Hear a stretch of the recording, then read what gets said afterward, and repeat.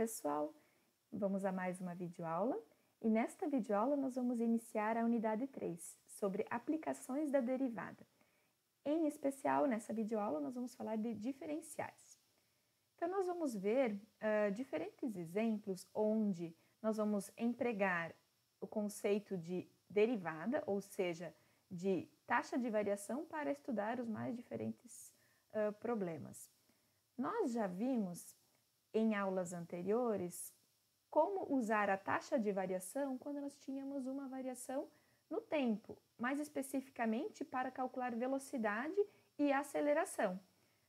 Porém, nós vamos ver que essa ideia de variação, ela é muito mais ampla, ou seja, ela pode ser usada em vários outros problemas.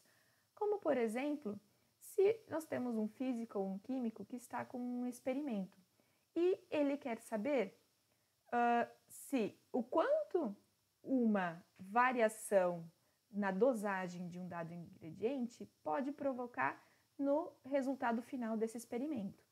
Então, essa é apenas um dos exemplos, nós vamos ver outras possibilidades que a gente vai ter. Então, nós temos aqui o gráfico de uma função f, dado em vermelho, e nós fixamos sobre este gráfico dois pontos P e Q. P é x, f de x, e o ponto Q é x mais dx, f avaliado em x mais dx. Desta forma, o dx, ele vai ser quem? Ele vai ser essa medida, ou seja, ele vai ser x mais dx menos x, que vai me dar dx. E dy vai ser quem? Vai ser essa medida, ou seja, f avaliado em x mais dx menos a função avaliada em x. Então, nós vamos ter a variação em x e a variação em y. Qual vai ser o nosso objetivo aqui? O nosso objetivo vai ser avaliar o quanto uma variação aqui nesse ΔX vai afetar a variação do ΔY. Ou seja, se eu, por exemplo, diminuir esse ΔX, o que vai acontecer com o ΔY?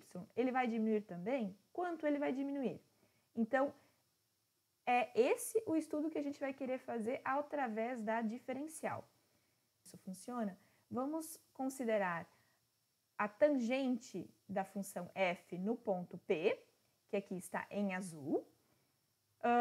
Nós já falamos em aulas anteriores que a tangente de uma função num ponto, ela pode ser usada para aproximar a função próximo desse ponto.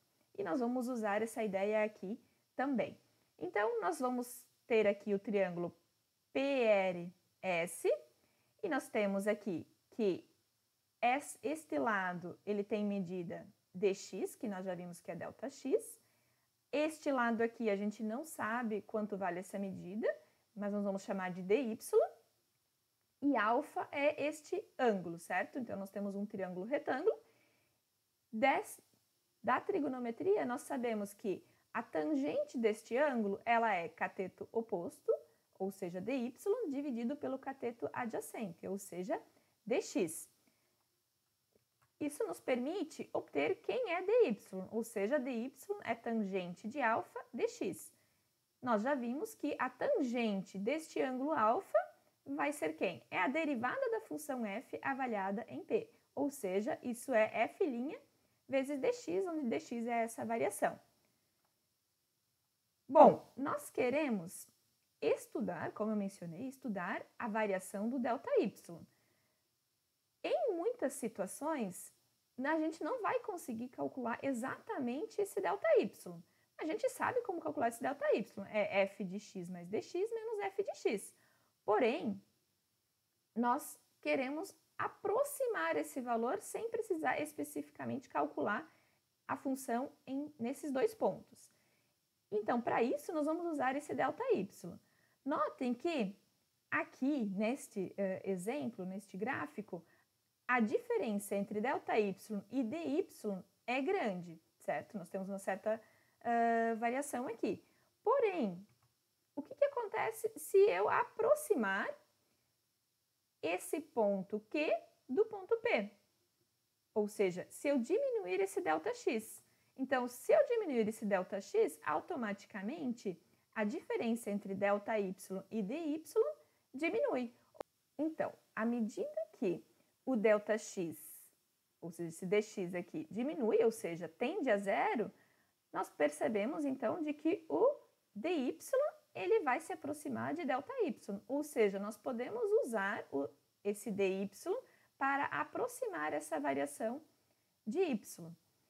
Então, responde a nossa pergunta inicial. Nós queríamos estudar o quanto que uma variação nesse ΔX vai afetar essa variação em y. E nós vamos usar esse dy para aproximar essa variação.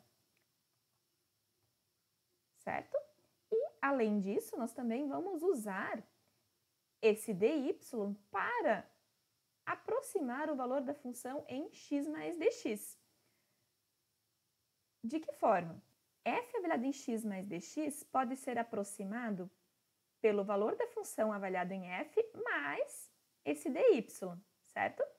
E à medida que, então, esse ΔX vai diminuindo, o dy se aproxima de ΔY, ou seja, f de x mais dy vai se aproximar da f avaliada em x mais dx. Então, o que está por trás dessa ideia aqui? Essa ideia aqui consiste na diferencial. Então, vamos definir formalmente a diferencial. Então, se eu tenho uma função y igual a f de x, diferenciável, e ΔX um acréscimo em x, então nós vamos definir a diferencial em x, denotada por dx, como sendo dx igual a ΔX, ou seja, dx é essa medida aqui. Neste caso, o dx ele vai ser uma variável independente. A diferencial de y, ela vai ser denotada por dy e ela vai ser dada pela derivada da função f, avaliada em x, vezes a diferencial de x. Este dy nós vamos dizer simplesmente como diferencial de f em x ou diferencial de y igual a f de x. E dy vai representar esta medida aqui no gráfico, como a gente já viu. Então, vamos usar esta definição em alguns exemplos para a gente compreender melhor este conceito. Então, eu vou considerar, eu quero neste exemplo aqui, comparar os valores de ΔY e dy, se y igual a f de x igual a x ao cubo mais x quadrado menos 2x mais 1, quando x varia na letra A de 2 para 2,05 e na letra B de 2 para 2,01. Bom, então eu quero comparar ΔY e a diferencial de y. Então vamos começar calculando ΔY. Então ΔY é, na letra A, né, vai ser a função avaliada em 2,05 menos a função avaliada em 2.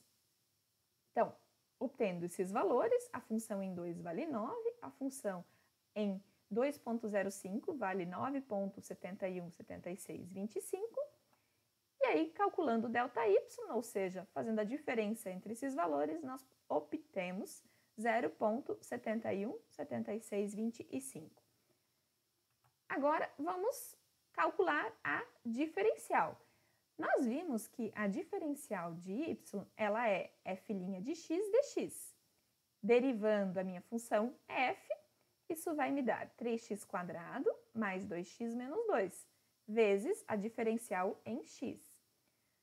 Agora, calculando essa diferencial para o caso em que o x é igual a 2 e o ΔX, ou seja, a diferencial de x é 0,05, por variação de 2 para 2,05 é 0,05. Substituindo nessa formulinha que a gente acabou de obter, nós obtemos que a diferencial em y é 0,7. Ou seja, se nós compararmos ΔY com a diferencial em y, nós vemos que a precisão vai até a segunda casa decimal, que é onde começa a ter uma diferença entre os dois valores. Vamos olhar agora para a letra B. Na letra B, nós queremos comparar esses valores agora quando o x varia de 2 para 2,01. Então, preciso calcular a função em 2,01, obtenho aqui 9,140701, calculo a variação em y, que deu 0,140701. Vou calcular a diferencial usando essa mesma variação. Agora, o ΔX é 0,01, ou seja, 2,01 menos 2. Substituo aqui na formulinha da diferencial geral, que a gente já obteve, e nós obtemos que dy é 0,14. Como eu mencionei, nós queremos usar dy para aproximar ΔY. Comparando esses dois valores, nós percebemos que o erro está a partir da quarta casa decimal. Então, notem, nós diminuímos aqui da letra A para a letra B, nós diminuímos o ΔX, ou seja, de 0,05 para 0,01, e note que nós tivemos uma melhora na aproximação da variação em y, certo? Que era o que a gente já tinha visto anteriormente, só agora com um exemplo. Então, aqui eu tenho o gráfico dessa função f, aqui em azul a tangente, então nós temos o ponto 2,9, que era o ponto em questão. Eu vou aproximar agora esse gráfico próximo a esse ponto 2,9, que é o ponto P, e nós temos esse ponto, ou seja, essa aproximação aqui. Então, notem que próximo deste ponto, de fato, a reta tangente, ela está muito próximo, ou seja, aqui bem pertinho do 9, ela coincide com o gráfico da f, e à medida que eu me afasto, né, desse ponto, a tangente também não aproxima mais tão bem. Então, ilustrando o que a gente acabou de ver. Quanto menor esse ΔX, melhor vai ser a aproximação que esse dy vai fornecer para ΔY. Um segundo exemplo, eu quero usar diferenciais para calcular um valor aproximado para a raiz quadrada de 16,5. Então, como eu mencionei, em algumas situações, nós vamos usar a diferencial para aproximar o valor da função num ponto. Então, nós sabemos calcular a raiz quadrada usando uma calculadora. Mas e se a gente não tiver uma calculadora e quiser ter uma ideia de quanto vale raiz quadrada de 16,5? Então, para isso, vamos usar diferencial novamente. E vamos considerar, neste caso, a função f de x como sendo raiz quadrada de x. Pelo que nós vimos, a função avaliada em x mais dx, ela pode ser aproximada pelo valor da função avaliada em x mais a diferencial em y. Quem é dy? Neste caso, então, dy é a derivada da função f vezes dx. Quem é a derivada da função f, ou seja, a derivada de raiz quadrada de x, então, usando a regra da potência, isso vai ser 1 meio x elevado a 1 meio menos 1, ou seja, vai ficar x na menos 1 meio, que reescrevendo fica 1 sobre 2 raiz quadrada de x dx. Bom, eu tenho em mente aqui aproximar o valor da função neste ponto. Então, eu tenho que escolher o x como sendo um ponto próximo de 16,5, porém, um ponto onde eu saiba o valor da minha função f sem precisar de uma calculadora. Então, eu vou escolher esse x igual a 16, porque a gente sabe que raiz quadrada de 16 é 4. Tendo x como sendo 16, então 16,5 menos 16 é 0,5. Então, isso me permite, né, aproximar, né, o valor da função, ou seja, obter uma aproximação para a raiz quadrada de 16,5, que vai ser a função avaliada em 16, mais a diferencial avaliada, opa, aqui faltou um 1, né? Então, mais 1 sobre 2 vezes raiz quadrada de 16 vezes a dx, que no caso é 0,5. Calculando esses valores, então, nós vamos obter que a raiz quadrada de 16,5 é aproximadamente 4,0625. Se nós jogarmos na calculadora 16,5 e calcularmos a raiz quadrada deste valor, nós vamos obter que este valor é 4,0620. Aqui também eu coloco aproximadamente porque aqui tem mais casas decimais e eu apenas optei em colocar 4 casas decimais aqui. Notem que a precisão que nós obtivemos foi até a terceira casa decimal. A partir da quarta, a gente tem uma variação. Então, a aproximação é relativamente boa.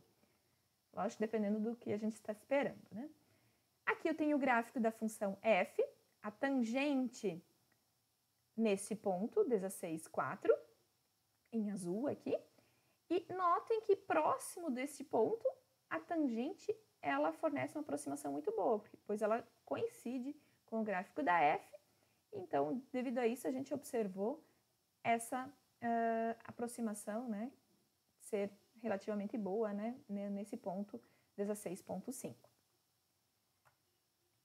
Vamos a um próximo exemplo. Agora, de novo, sem usar calculadora, eu quero determinar aproximadamente quanto o valor do seno de x vai aumentar quando x aumenta de π sobre 3 para π sobre 3 mais 0,06. E, após isso, eu quero determinar o valor aproximado de seno avaliado em π sobre 3 mais 0,006. Bom, então nós vamos usar diferenciais. Então, aqui está a definição da diferencial de y, onde que a gente considera y igual a f de x igual a seno de x. Neste caso, eu vou usar o ponto x, onde eu vou avaliar a diferencial como sendo π sobre 3. Por quê? Bom, porque nós sabemos o valor do seno de π sobre 3. Se eu escolher o x como sendo π sobre 3, quem vai ser dx? Vai ser 0,006. Calculando a diferencial, então, com estes dados, então, a diferencial vai ser a derivada da função f, ou seja, a derivada do seno, que no caso é cosseno de x, vezes a diferencial em x. Vou avaliar essa diferencial em π sobre 3. Cosseno de π sobre 3 é meio, vezes dx, que a gente viu que é 0,006. Fazendo as continhas, isso dá 0,003. Então, isso quer dizer que quando x aumenta de π sobre 3 para π sobre 3 mais 0,06, quer dizer que o seno ele vai aumentar aproximadamente 0,003. Ok? Bom, para responder a segunda pergunta, nós temos que lembrar de que a função avaliada em x mais dx, ela pode ser aproximada pelo valor da f em x mais a diferencial em y, ou seja, nós queremos então aqui calcular o seno em π sobre 3 mais 0,006. Então, isso vai ser a função f avaliada em π sobre 3, ou seja, o seno avaliado em π sobre 3, mais dy, que nós acabamos de calcular, que é 0,003. O seno de π sobre 3 nós conhecemos, que é a raiz de 3 sobre 2. Então, fazendo essas continhas, nós obtemos de que o seno de π sobre 3 mais 0,06 é aproximadamente, né, 0,869. O próximo e último exemplo eu vou considerar da seguinte forma. Então, eu tenho o raio de uma esfera que foi medido e obteve-se que esse valor é de 21 centímetros, com uma possibilidade de erro nessa medida de no máximo 0,05 centímetros. Bom, tendo isso em mente, eu quero saber qual é o erro máximo usando esse valor de raio para computar o volume da esfera. Bom, então, nós sabemos que o volume da esfera ele vai ser dado por 4 sobre 3 πr ao cubo, onde r é o raio da esfera. Então, isso quer dizer que o volume ele é uma função que depende do raio. Bom, se nós chamarmos de dr igual à variação do raio, como sendo o erro obtido na medida do raio, então nós temos que o erro no cálculo do volume por esta fórmula, ele vai ser dado pela variação de V, ou seja, esta variação do volume, ela pode ser aproximada pela diferencial de V, que, pelo que nós já vimos, vai ser a derivada da função volume, ou seja, derivando essa função, vai me dar 4πr², vezes a diferencial em R. Trazendo isso para o nosso problema, então, nós vamos usar a diferencial para o caso em que o raio é de 21 centímetros e o erro máximo 0,05, ou seja, dr igual a este valor.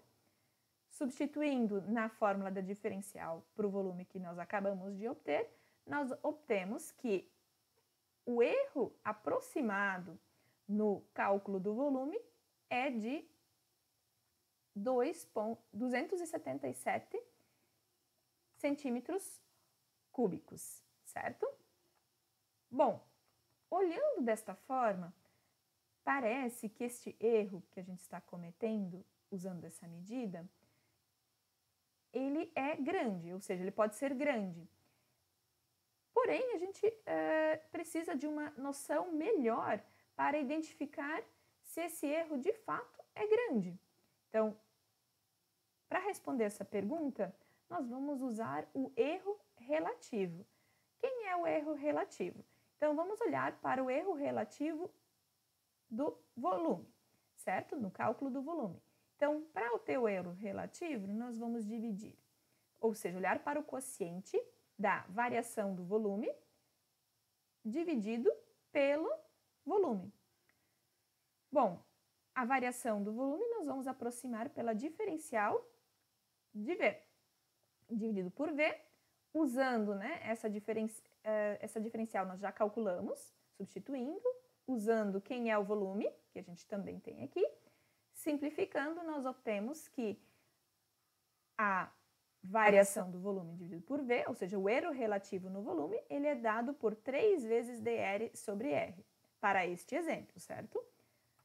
Então, usando os dados que a gente já tem, então nós vamos ter que o erro relativo no raio é dr sobre R, dr é 0,05, o raio 21. Fazendo essa divisão, nós obtemos 0,0024, ou seja, o erro relativo nessa medição é de 0,24%. Já no volume, substituindo aqui, ou seja, 3 vezes o erro relativo do raio, que nós acabamos de calcular, nós obtemos que o erro relativo no cálculo do volume é de 0,71%. Ok? Então, olhando para o erro relativo, nos dá uma ideia mais precisa se o erro que a gente está cometendo, ele é grande ou se ele é pequeno, né, e em relação ao quê, ok?